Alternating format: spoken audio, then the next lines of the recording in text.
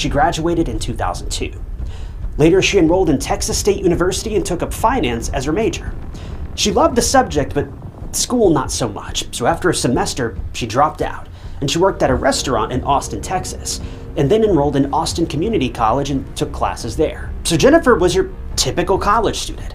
She studied, worked part-time, and was also not above having some fun at parties. And with that said, Jennifer was very responsible.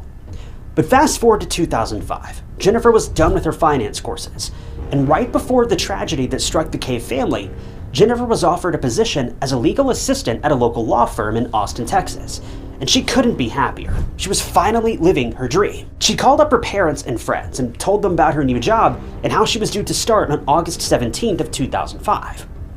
One of the people who got to know about the good news was a fellow university student and friend, and his name was Colton Aaron Petoniak. Colton was also studying finance at the University of Texas, and ever since he was a kid, he was a straight-A student, which was the main reason why he got a scholarship to study at the University of Texas. But as soon as he stepped foot into college, he transformed into a completely different person. And that person was not a genius anymore. He became addicted to substances, and he abused them badly. This caused him to become somewhat of an outlaw, for lack of a better term.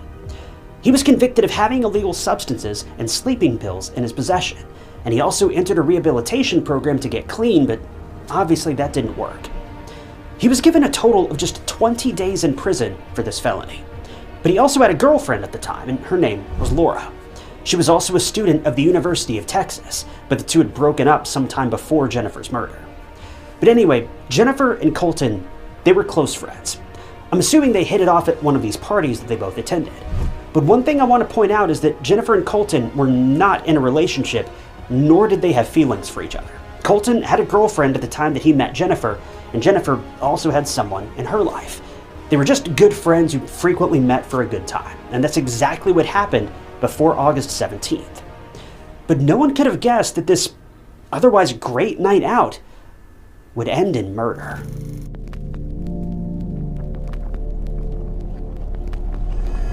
Jennifer was jumping off the walls the night before her first job.